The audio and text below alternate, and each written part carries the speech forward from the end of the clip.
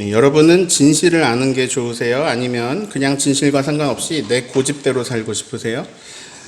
사람들은 보는 것만 보고요. 보고 싶어 하는 대로 봅니다. 또 듣고 싶은 것만 듣고요. 듣고 싶은 대로 듣습니다. 제가 예전에 2번 보여드린 영상이 있어요. 어느 학자가 실험을 합니다.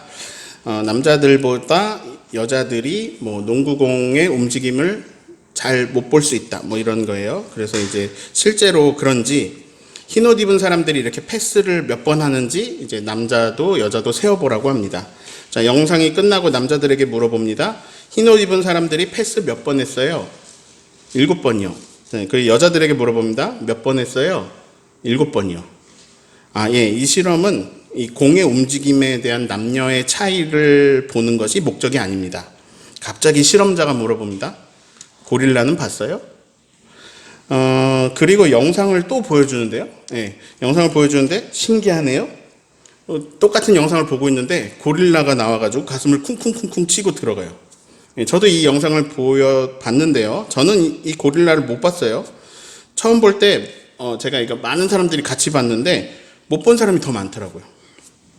자, 그리고요, 고릴라만 나왔다 들어간 게 아니라 그 안에서 패스하는 사람도 바뀌고요. 뒤에 있는 커튼 색깔도 바뀌고요. 고릴라 말고도 막 2-3가지 더 달라지는 게 있어요. 그런데 이거 패스 숫자 세느라고 그걸 보는 사람이 거의 없어요. 자, 이런 경험 있으신 분 계실 겁니다. 유명한 책의 내용인데요. 제가 요약해서 읽어드릴게요. 집을 직접 지어보신 분은 알겠지만 지붕에 기와를 올려야 되는 시점이 오니까 이상하게 제 눈이 어딜 가든 가정집에 가든 절에 가든 기와들만 자꾸 눈에 들어오는 거예요. 근데 이제 마루를 깔 때쯤 되니까 이번에는 마루만 눈에 들어오는 거예요. 순간에 깨달음이 있었어요. 세상을 볼 때 우리는 이처럼 각자의 마음으로 보고 또 보고 싶어하는 부분만 보고 사는 거 아닌가?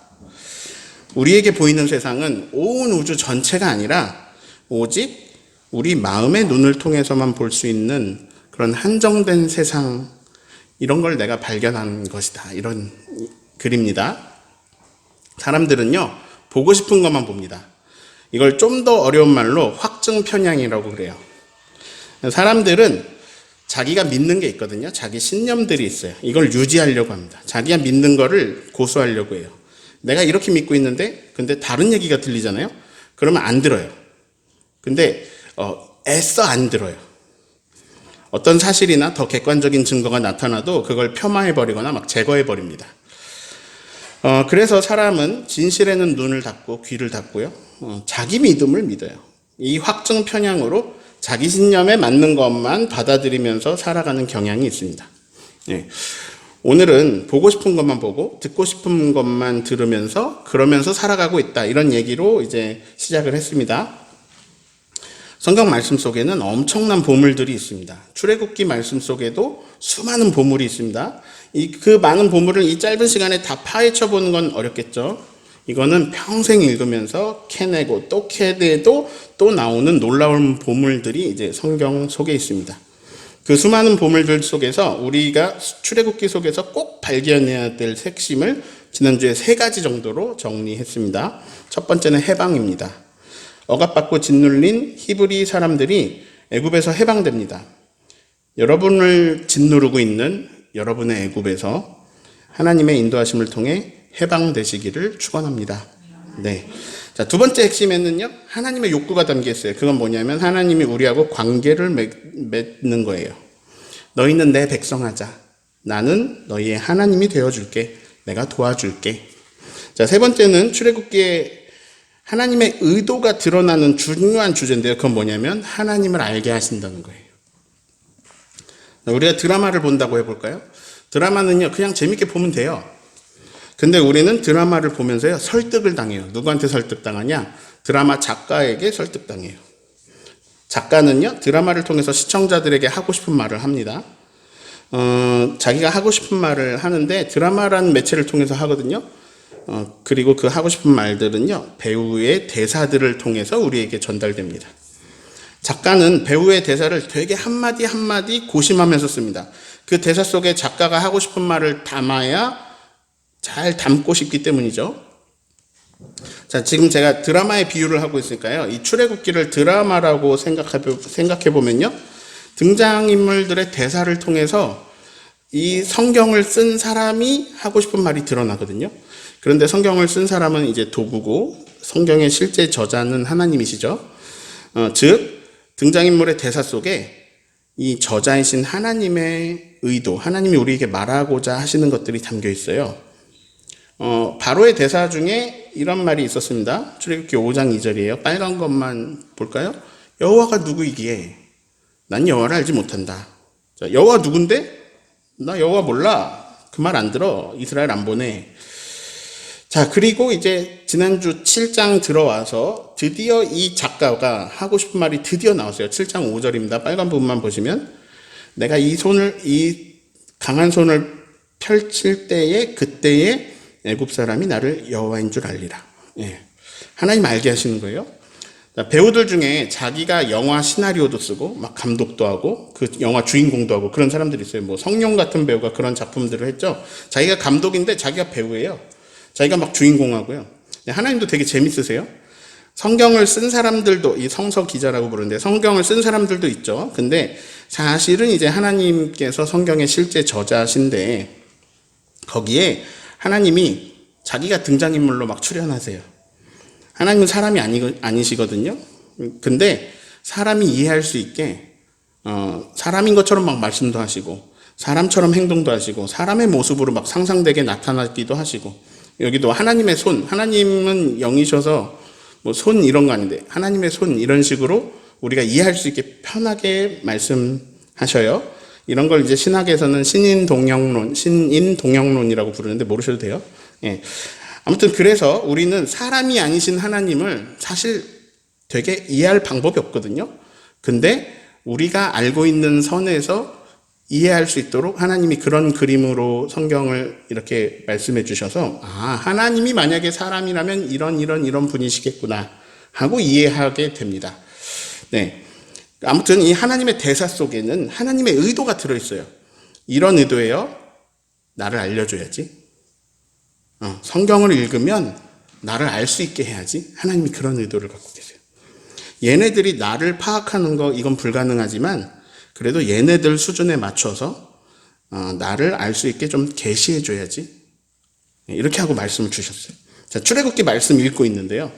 이제 하나님이 막 손을 펴가지고 이스라엘을 애굽 땅에서 인도해 내시면 그럼 어떤 일들이 일어날까요? 다음과 같은 일들이 일어납니다. 첫 번째, 히브리 하층민들이 해방됩니다. 두 번째, 갈 곳 없는 나라도 없고 갈 곳 없는 노예들이 너희는 내 백성이야. 이렇게 하나님 나라 백성이 됩니다.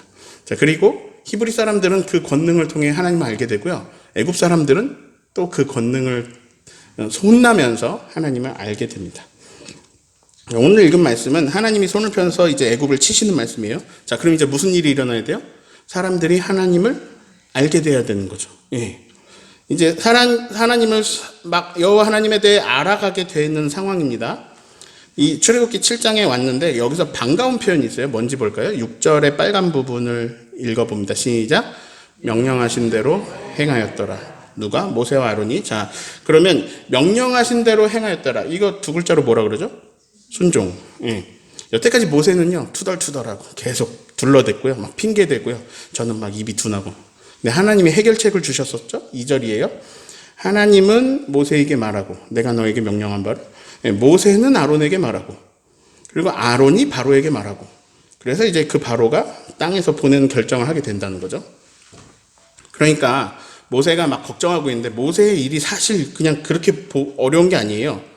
하나님한테 들어서 아론한테 잘 전달하면 끝이죠. 그리고 이제 6절에 모세와 아론이 순종했다라고 나오는데 이 표현이 되게 반가워요. 순종했다. 근데 그 뒤에 안 나와도 될 말이 나와요. 7절을 같이 읽습니다. 그들이 바로에게 말할 때에 모세는 80세였고 아론은 83세였더라. 자, 질문할게요. 바로는 언제 움직이냐? 하나님이 손을 쳐서 강한 손으로 쳐서 그때 움직여요. 바로가. 모세가 30살이고 하나님이 강한 손으로 치면 바로가 백성을 보내줬을까요? 네. 모세가 50살이고 하나님이 강한 손을 들어 치셨다면 바로가 보내줬을까요? 네.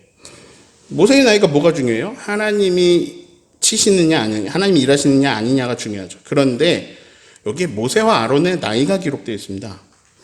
성서 저자는 왜 이런 말을 써놨을까요? 모세의 나이가 별로 중요한 게 아닌데요. 그런데 이 저자가 친절한 거예요. 독자들은 그 덕에 알게 됩니다. 아, 출애굽은 정말로 모세가 일으킨 게 아니구나. 아론이 일으킨 게 아니구나. 모세와 아론은 강한 힘을 발휘할 수 있는 나이가 아니구나. 예. 자, 하나님이 지금 작가의 의도가 빛을 발하고 있어요. 아, 다 하나님이 하시는 일이구나. 이게 등장인물 대사 속에서가 아니라 그냥 해설 속에서도 하나님을 알게 하고 있습니다. 성경은 그렇습니다. 자, 모세와 아론이 순종했다 하니까 이제 바로 앞에 가서 말할 거예요. 그리고 그러면 하나님이 손을 들어서 애굽을 치실 거라고 이제 예상이 됩니다. 네, 오늘 본문은요, 하나님이 손을 들어 애굽 치시는 이야기예요. 두 가지 내용이 나오는데요. 하나는 지팡이를 던졌더니 뱀으로 변했다. 네. 또 하나는 나일강을 지팡이로 치니까 강물이 피로 변했다라는 얘기입니다. 자꾸 지팡이를 사용하네요. 자, 그러면 이 지팡이는요, 하나님의 지팡이입니까? 모세의 지팡이입니까? 아론의 지팡이입니까? 4장 20절에 멋있는 말씀이 나와요. 모세가 애굽 땅에 올 때 모세가 하나님의 지팡이를 손에 잡았더라. 네. 자, 모세가 하나님의 지팡이를 잡았다. 근데 사실 이 지팡이는요, 모세 거예요. 양칠 때 쓰던 거예요. 하나님이 아무것도 없는데 갑자기 하나님의 지팡이를 딱 주신 게 아니에요. 모세가 쓰고 있는 거를 변화시켜 주셨어요. 평범한 모세의 지팡이를 비범한 하나님의 지팡이가 되게 하신 거죠. 자, 바로 앞에서 이렇게 지팡이를 던졌더니 뱀이 되잖아요. 자, 이거는 하나님이 던지셨을까요? 모세가 던졌을까요? 아론이 던졌을까요? 누가 던졌을까요? 10절 보실까요? 10절의 빨간 부분 보세요. 누가 던집니까? 아론이 던졌네요. 아론이 그 앞에 던졌네요. 아론이 던졌네요? 모세가 아니네요? 아니 왜요? 자, 왜냐면 역할 분담을 이렇게 했잖아요. 자, 바로를 상대하는 건 아론이에요. 모세는 아론한테 말하고요. 아론은 바로를 상대하고. 하나님 모세를 배려해 주셨어요. 자꾸 모세가 빼니까. 그래서 지금 10절에서 아론이 지팡이를 던졌어요. 근데요, 그 앞에 9절을 우리 같이 빨간 부분 읽어보겠습니다. 시작. 너는 아론에게 말하기를 너의 지팡이를 들어서 바로 앞에 던지라 하라. 하나님 모세한테 이렇게 말했어요. 너는 아론한테 이렇게 말해라. 너의 지팡이를 들어서 바로 앞에 던져라. 자, 그럼 여기서 너의 지팡이는 누구의 지팡이에요? 모세의 지팡이, 너의 지팡이니까 모세의 지팡이에요? 아론의 지팡이에요? 아론의 지팡이에요. 자, 12절도 보실까요? 자, 애굽의 요술사들도 똑같이 지팡이를 뱀으로 변하게 했는데요. 자, 그때 여기서 빨간색 말씀에 누구의 지팡이에요? 아론의 지팡이라고 나오네요. 아론의 지팡이가 그들의 지팡이를 삼켰다. 자, 이쯤 되면 오늘 말씀 속에서 두 가지 기적 나오는데 두 번째 기적, 나일강을 지팡이로 쳤더니 피로 변했다. 요 나일강을 지팡이로 친 사람이 누구일지 감이 오실까요? 모세일까요? 아론일까요? 자, 19절에 빨간색을 읽습니다. 모세에게 이르시되 아론에게 명령하기를 내 지팡이를 잡고 이렇게 해라. 예. 자, 그리고 아론의 지팡이인 것 같죠? 자, 하나 더 얘기하자면요. 이제 언약궤 속에 들어가는 것들 중에 그 가운데 모세의 쌍난 지팡이예요? 아론의 쌍난 지팡이예요? 아론의 쌍난 지팡이잖아요. 예. 그러니까 훗날 증거의 장막 안에, 훗날의 이제 장막 안에 하나님 앞에 둔 각 지파의 지팡이들 가운데 아론의 지팡이에만 싹이 났죠. 정리가 되었을까요? 이 지팡이가 모세의 지팡이에요? 아론의 지팡이에요? 제가 지금 되게 헷갈리게 하고 있어요. 모세의 지팡이 같은데, 하나님의 지팡이 같은데, 그냥 들어보니까 아론의 지팡이, 아론의 쌍난 지팡이, 그건 헷갈리게 하고 있습니다. 재밌는 건 모세도 지팡이를 잡아요. 아론만 하는 거 아니에요? 오늘 말씀에서 오늘 말씀에서도요, 나일강에서 지팡이를 잡고 바로를 기다리는 역할이 있는데 그 모세가 하라고 하나님이 하셔요. 제가 지금 말하고 싶은 건 뭐냐, 그 지팡이가 모세 거냐 아론 거냐 이게 중요한 게 아니라 역할 분담이 있다는 겁니다. 역할 분담. 그 역할 분담에 의해서 아론이 지팡이를 던졌다라는 얘기죠. 이게 실제 있었던 일인데요. 어떤 교회에서 목사님이 이제 안수를 했는데 능력이 안 나타났어요. 근데 그 후에 이제 어떤 권사님이 손을 잡고 기도를 했는데 능력이 나타났어요. 근데 그게 성도님들한테 알려졌어요. 덕이 되었을까요? 별로 안 좋았을까요? 목사님은 영적 권위가 없고 권사님이 영적 권위가 있고 이런 분위기가 되잖아요. 이런 목사님은 영적 권위가 떨어지고 기도해서 능력이 나타난 권사님은 영적 권위가 높아 보이고 이런 분위기를 보고 저는 4글자로 이렇게 말씀드리고 싶습니다. 수준 미달이다. 예. 자, 모세가 능력이 있어요? 아론이 능력이 있어요? 하나님이 능력이 있어요? 하나님이. 자, 지팡이에서 능력이 나온 건 모세로 인한 건가요? 아론으로 인한 건가요? 하나님으로 인한 건가요? 하나님. 자, 그러면 권사님 기도에 능력이 나타난 건 권사님으로 인한 걸까요? 하나님으로 인한 걸까요? 하나님. 자, 예를 들어서 병고침이다. 저는 우리 교회에서 그런 일이 많았으면 좋겠네요. 제가 안수 기도를 했는데 아무 일이 없는데 김명희 권사님이 간절한 마음으로 그냥 손잡고 기도했더니 병이 나아버렸어요. 그러면 그냥 다 같이 할렐루야예요. 예. 병이 나오면 감사한 거고요. 통로가 누가 되었든 간에 하나님의 역사가 드러나고 하나님의 영광입니다. 네. 저는 그런 일 많았으면 좋겠어요. 오은숙 권사님이랑 누가 대화를 했더니 마음의 병이 나와버리고, 박금린 권사님이랑 안수했는데 막 20년간 가졌던 분노가 사라져버리고, 장로님 기도에 아멘 하다가 갑자기 허리 디스크가 나와버리고, 저는 그런 일 많았으면 좋겠습니다. 목사님 휴가 간 기간에 다른 목사님이 오셔서 설교하셨는데 막 성령님의 강권적인 역사에 막 몇 명이 막 은사를 체험하고, 저는 그런 일 일어나면 좋겠습니다. 왜냐하면 그거 다 하나님의 역사예요. 네. 저는 그런 일 많았으면 좋겠어요. 하나님의 역사가 임종철 목사님을 통해서만 일어나지 않아요. 저는 여러분이 하나님의 일을 일으키고 다녔으면 좋겠어요. 우리는 모두 죄인이고요. 우리는 모두 하나님의 일꾼입니다. 자, 아시는 분은 아시는데요. 제가 얼마나 청소를 못하는지. 저는 우리 교회에 청소 능력자가 많아서 좋아요. 예를 들어서 우리가 지저분한 나라에 해외 선교를 가요. 아니면 해외 선교까지 아니어도 어느 거동이 불편하신 어르신 집에 봉사를 갔어요. 자, 거기에 목사가 더 필요합니까? 청소 능력자가 더 필요합니까? 거기서는 청소 능력자가 목사보다 더 필요한 하나님의 일꾼이에요. 자, 오늘 아론의 지팡이 이걸 보면서 이런 걸 기억했으면 좋겠습니다. 왜 아론이 지팡이를 사용하지? 저는 이렇게 기억했으면 좋겠습니다. 모세와 아론이 서로 부족한 부분이 있는데요. 이걸 서로 부족한 부분을 채우면서 합력했다. 네. 자꾸 사람들의 관심사는요, 모세가 더 뛰어나다, 아론이 더 뛰어나다, 여기 있어요. 왜냐하면 사람들의 관심사는 누가 크냐거든요. 사람들의 관심사는 제국을 세우는 거고요. 내가 더 크고 싶은데 나는 능력이 안 되니까 누가 더 큰지 잘 파악해가지고 더 큰 사람, 더 큰 세력 쪽에 붙으려고 안달이거든요. 그래서 계속 모세와 아론을 영적인 경쟁 상도로 막 구도를 잡으려고 해요. 고린도 교회 문제점이 그거였어요. 나는 아볼로파다, 나는 바울파다, 나는 베드로파다. 편이 막 갈라지는 거예요. 그 사람들이 얼마나 훌륭한 사람들인데, 훌륭한 건 좋아요. 근데 편이 갈라지는 거예요. 그때 바울이 이런 말을 합니다. 그리스도께서 어찌 나뉘겠느냐. 되게 간단해요. 하나님이 주인이시다. 네.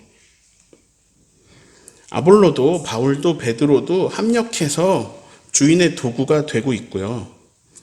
그리고 이제 오늘 말씀에서 모세도 아론도 합력해서 주인의 도구가 되고 있습니다. 그래서 지팡이가 모세의 지팡이도 되고 아론의 지팡이도 되고 막 하면서, 그러면서 결국 나타나는 것은 주인의 능력입니다. 자, 반복이에요. 결국 나타나는 것은 주인의 능력입니다. 저는 저를 통해서도 하나님의 능력이 나타나길 바라고요. 여러분을 통해서도 하나님의 능력이 나타나길 바라요. 언제나 우리는 통로이지 주인이 아니에요. 주인 될 생각하지 마세요. 바보 같은 짓이고요. 그리고 또 누군가를 주인으로 만들려고 하지도 마세요. 모세를 우상화하고 아론을 우상화하고 이거 해서 좋을 거 하나도 없어요. 누가 더 훌륭한 일꾼인가 이거 순위 매길 필요도 없어요. 교회에서 누가 더 훌륭한 일꾼이지 이거 파악할 필요도 없어요. 모세가 주인이 되는 순간 그건 망하는 거예요. 교회는요, 하나님 아닌 어떤 것이 주인 되는 순간 교회 아니에요. 망한 거예요. 모세가 주인이 되는 순간 모세는 어떤 거하고 똑같냐? 바로하고 똑같아져요. 바로가 하고 있는 게 그거예요. 내가 주인인데? 내가 이 노예들의 주인인데? 여호와가 누군데? 몰라. 내가 주인이야. 이게 바로가 하고 있는 거예요. 자, 오늘 본문 속에서 설교하고 싶은 게 너무 많은데 그러다 보면 이제 모세 시리즈만 막 몇 년 갈 것 같아가지고 오늘 가장 하고 싶은 말씀을 전하겠습니다. 오늘 설교 제목을요, 제가 바로의 마음이 이렇게 지었습니다. 왜냐하면 오늘 말씀 속에서 반복해서 저 표현이 나와요. 13절 보면 바로의 마음이 완악하여, 14절 바로의 마음이 완강하여, 22절 바로의 마음이 완악하여. 계속 바로의 마음이 이렇게 나오겠죠. 지금 출애굽기의 실제 저자이신 하나님은 이런 계획이 있다라고 했죠. 뭐냐면 나를 알게 해줘야지, 나를 알려줘야지. 그래서 히브리 백성들한테 나를 알려줘야지, 애굽 사람들한테 나를 알려줘야지. 그리고요 또 이 출애굽기를 읽고 있는, 보고 있는 독자들에게 나를 알려줘야지. 지금 우리들이죠. 우리들에게 하나님을 알려주시는 게 이게 하나님이 이 말씀을 쓰시고 주시는 목적입니다. 근데 그러는 와중에요, 등장인물이 추가됩니다. 애굽의 마술사들, 요술사들이에요. 자, 이 요술사들의 역할은 뭘까요? 하나님을 알게 하는 걸까요? 아니면 하나님을 알게 하는 걸 방해하는 걸까요? 자, 지금 이제 때가 찼죠. 하나님께서 손을 들어서 바로는 이제 하나님을 알게 될 거예요. 하나님이 손을 들어 치실 거니까. 근데 그 타이밍에 요술사들이 등장하네요. 요술사들이 이 바로가 하나님을 알게 하는데 도움을 줄까요? 아니면 바로가 하나님을 알게 하는 걸 방해할까요? 자, 우선은 모세하고 아론이 이렇게 바로 앞에 왔어요. 근데 아론이 지팡이 딱 던지니까 뱀이 됐어요. 바로가 놀랬겠죠. 근데 애굽의 요술사들도 지팡이를 던지니까 또 뱀이 됐어요. 이런 추측이 있습니다. 뱀을 약품 같은 걸로, 약 같은 걸로 이렇게 이제 기절시킨 거예요. 이 기절시켜서 이렇게 펴놓은 뱀을 굳어있는 지팡이처럼 이렇게 멀리서 보면 들고 있는데 이걸 던지니까 땅에 부딪혀서 충격에 뱀이 기절해서 풀려났다는 거죠. 추측입니다. 그렇다라는 게 아니고 그런 추측을 한 사람들이 있어요. 그래서 소개했고요. 중요한 부분은 아론의 뱀이 다른 뱀들을 삼켜버린 겁니다. 이제 이 출애굽기에서 대결 구도가 많이 나오는데 이 대결 구도를 통해서 이 드라마를 보면서 우리가 누가 진짜 신인가를 알게 되거든요. 중요한 건 이 아론의 뱀이 요술사의 뱀을 먹었다는 거예요. 근데 바로는 그걸 별로 신경을 안 씁니다. 바로는요, 보고 싶은 것만 봅니다. 바로 입장에서는 여호와라는 신이 있다는데 그 신이 참 신이 아니어야 되거든요. 별 볼 일 없는 신, 그냥 해프닝으로 그냥 넘어가야 되거든요. 근데 이 요술사들이 얼마나 이쁜지 자기들도 지팡이로 뱀을 만듭니다. 자, 바로는 보고 싶은 것만 봅니다. 요술사들이 하는 걸 보면서요, 여호와? 별거 아니네. 자, 우리의 장점은 이 뒷이야기를 안다는 거고요. 우리의 단점은 이 뒷이야기를 안다는 거예요. 자, 드라마 결과 다 알고 보면 재미 떨어지잖아요. 아직 뒤에 무슨 일이 일어날지 몰라야 더 몰입이 되잖아요. 우리가 뒷이야기를 몰라야 지금 이 말씀 속에 더 몰입이 될 수 있어요. 왜냐하면 우리 삶이 그래요. 여기까지 살아온 것밖에 몰라요. 이 뒤에를 몰라요. 네. 물론 이제 뒤의 내용까지 알고 있으면 이 말씀을 해석하는데 큰 도움이 돼요. 그런데 때로는 이 뒤의 내용을 몰라야 이 성경 말씀이 지금의 내 삶하고 매치가 돼요. 그래서 오늘의 나에게 주시는 현 시점에 나에게 하시는 말씀으로 만들기 위해서 우리가 일부러 뒤의 내용을 기억 안 하는 것도 좋은 방법이 될 때가 있습니다. 자, 내가 모세예요. 하나님이 강한 손으로 애굽을 치면 그러면 바로가 하나님을 알게 되고 말을 들을 거라고 했어요. 자, 우선 그래서 이제 지팡이로 뱀 변하는 거 보여줬어요. 그런데 바로의 마음이 완악해요. 바로는 보고 싶은 것만 보고요. 마음이 바뀌지 않았어요. 자, 사실 뱀으로 변한 게 이게 기적이긴 한데 하나님이 애굽을 치면이라 그랬잖아요. 근데 이건 애굽을 치신 일은 아니에요. 애굽에 피해가 별로 없잖아요.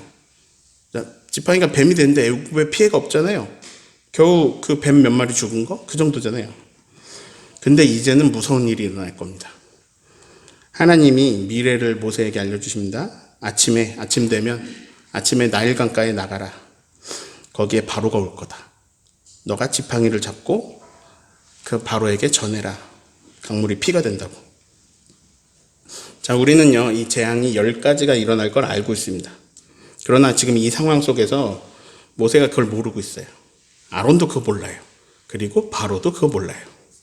그러니까 우리도 까먹읍시다. 예. 뒤에 거 까먹고 우리는 지금 이 시점까지만 살아온 거예요. 자, 내가 모세면 어떨까요? 내가 아론이면 어떨까요? 내가 바로면 어떨까요?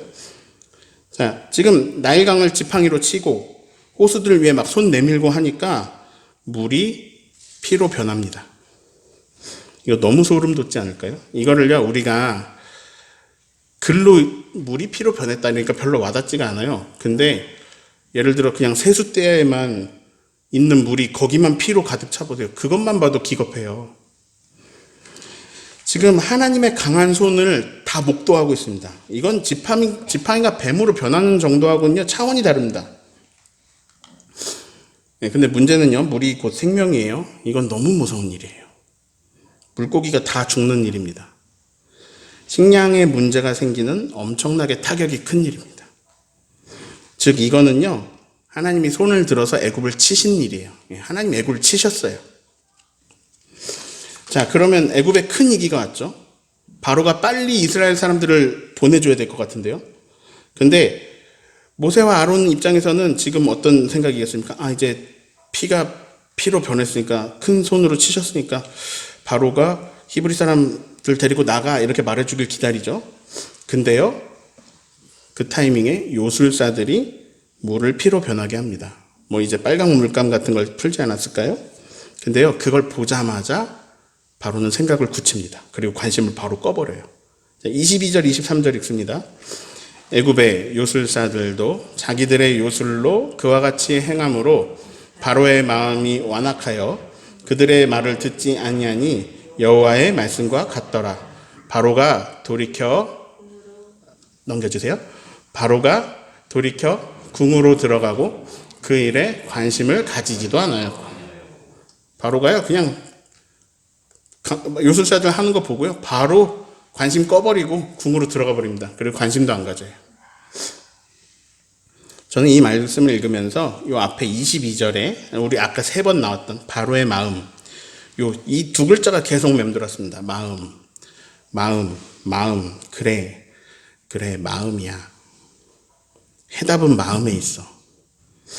오늘 설교 제목은요, 바로의 마음이입니다. 그리고 성경은 바로의 마음이 그 뒤에 완악하다, 완강했다, 이렇게 기록하고 있습니다. 저는 이 바로에 자기 이름을 넣어야 된다고 생각합니다. 임종철의 마음이, 홍길동의 마음이, 그리고 그 뒤에 뭐라고 기록될까요? 자, 조금 정리합니다. 하나님이 뭔가 하고 싶은 말씀이 있으세요? 의도가 있으세요? 그게 뭐냐면 나를 알게 하겠다. 진실을 깨달아라. 나를 알려주겠다. 여호와가 누군데? 난 몰라. 그분 말씀 안 들어. 이 바로 모습이 오늘의 내 모습인 사람도 있습니다. 오늘도 하나님의 말씀이 들리는데 몰라. 그 말 안 들어. 할 수 있습니다. 자, 그리고 적어도 이 바로의 모습. 여호와가 누군데? 몰라. 나 그 말 안 들어. 이 바로의 모습은 적어도 옛날의 내 모습입니다.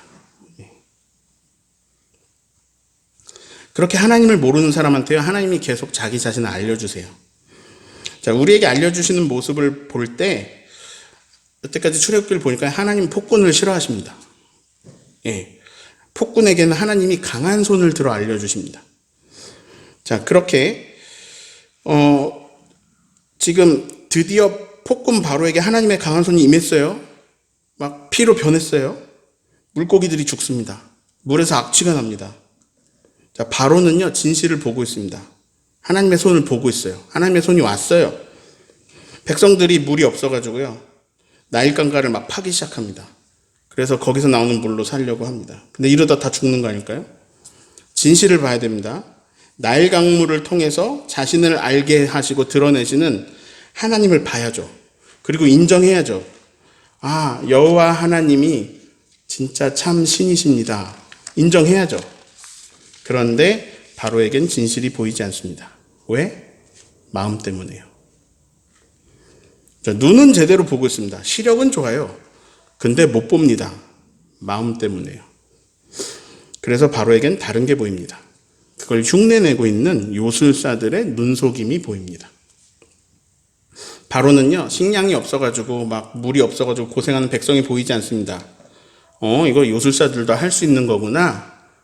여호와 별거 아니네. 마음이 완악하니까요, 하나님의 권능을 보면서도 하나님이 보이지 않습니다. 알려주고 계시지만 관심을 꺼버려요. 자, 로마서 1장에 이 바로 같은 자들에게 주시는 말씀이 나오는데요, 하나님이 자신을 알려주셔서요, 사실 보인다는 거예요. 드러나 있습니다. 하나님이 드러내 보이시거든요. 그들에게 보이셨다. 그리고 20절 보시면 하나님의 영원하신 능력, 하나님의 신성은 사실 그가 만드신 모든 만물 속에 분명히 보이고 그게 알려진다. 네. 뭐 작은 과학 지식만 있어도 우주가 얼마나 엄청난지 압니다. 우리가 정말 가까이 있는 태양만 봐도 지구보다 너무너무 커요. 비교할 수 없고요. 이 막 수많은 별들까지 안 가도, 이 광활한 바다만 봐도, 아니면 뭐 밤에 반딧불 한 마리 날아다니는 것만 봐도 이런 피조물 속에 드러난 하나님의 권능은 어마어마합니다. 이게 보이는 거예요. 원래 사실 하나님이 알려주고 계세요. 만물을 통해. 분명히 보입니다. 이게 핑계를 대지 못할 거다, 이렇게 말씀하셨어요. 만물을 보면서도 하나님 알게 되고 핑계대지 못할 겁니다. 근데요, 문제는 뭐냐면 마음입니다. 하나님은 하나님을 알려주시려고요, 계속 그러시기 때문에 사실 우리가 알 수밖에 없어요. 근데 하나님을 못 보게 하는 게 있어요. 마음입니다. 마음이 청결한 자는 복이 있나니 그들이 하나님을 볼 것이며. 마음이 깨끗하다면 볼 수 있습니다. 보이거든요. 하나님이 알려주시거든요. 그런데 일부러 안 보는 거죠. 일부러 안 보고요, 일부러 다른 걸 보는 겁니다. 가짜를 봅니다. 바로는 마음이 완악합니다. 완강합니다. 분명히 하나님의 강한 손을 봤거든요. 조그만 물만 피로 변해도 깜짝 놀랄 건데, 나일강이 막 전체가 피로 변하는데 하나님이 안 보인다고요? 근데 바로는 거기서 하나님이 안 보여요. 보고 싶은 것만 봅니다. 요술사들의 요술을 보면서 마음을 굳힙니다. 자기 마음은 완강하고 그 마음은 정해져 있어요. 무엇으로? 내가 주인이다. 진짜 주인은 나니까. 히브리 노예의 주인은 나니까. 이거 내가 주인인데 왜 보내라 그래? 여호와가 참 신이든 말든 관심을 끄는 겁니다. 내가 주인이야. 완강해요. 그분이 폭군을 싫어하든 말든, 그분이 정의를 원하는 분이든 말든, 나는 내가 주인인 자리에서 물러날 마음이 없는 거죠. 완강해요. 똑같습니다. 똑같습니다. 바로는 진실을 경험하면서요, 진실을 보면서 마음을 바꿀 생각은 없습니다. 살만하거든요. 그리고 우리도요, 마음을 바꿀 생각은 없습니다. 살만하거든요. 말씀 들어도요, 하나님이 알려주셔도요, 바꿀 생각은 없습니다. 살만하거든요. 아직까지. 하나님은 하나님을 알게 하시려고 성경도 주시고요, 우리가 알아들을 수준으로 계시하시고요, 임종철 목사님한테 뭐 감동도 주시고요. 그리고 오늘도 알아듣기 쉬운 한국말로 막 내 귀에 바로 와서 두드리셨거든요. 여기 바로의 마음이에서요. 바로를 지우고 내 마음이로 바꾸십시다. 예.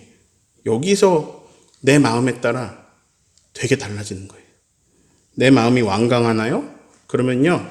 오늘 설교도 그냥 울리는 꽹과리 소리 정도 되겠죠. 그러거나 말거나 관심 딱 꺼버리고. 시편 57편 하나님이여 내 마음이 확정되고 내 마음이 확정됐으니 나는 하나님을 노래하고 하나님을 찬송하겠습니다. 예, 내가 만민 중에 주께 경배하겠습니다. 이 시편 57편이에요. 잠언 4장 23절 같이 읽습니다. 모든 지킬 만한 것 중에 더욱 너의 마음을 지키라. 생명의 근원이 이에서 남이니라. 네. 그리고 예레미야 29장에 이렇게 말씀하십니다. 너희가 온 마음으로 나를 구하면 나를 찾을 것이고 나를 만날 것이다. 네. 근데 이걸 방해하는 게 있습니다. 그게 뭐냐면 또 내 마음이에요. 하나님은 계속 하나님의 의도가 있어요. 나를 알려줘야지. 하나님은 우리가 하나님 알기를 바라시는데, 근데 내 마음은 어떻습니까? 내 마음은 어떻습니까? 사슴이 시냇물 찾기에 갈급한 같이 내 마음이 하나님을 간절히 찾습니다. 이렇게 고백하는 저와 여러분 되시기를 예수님의 이름으로 축원합니다.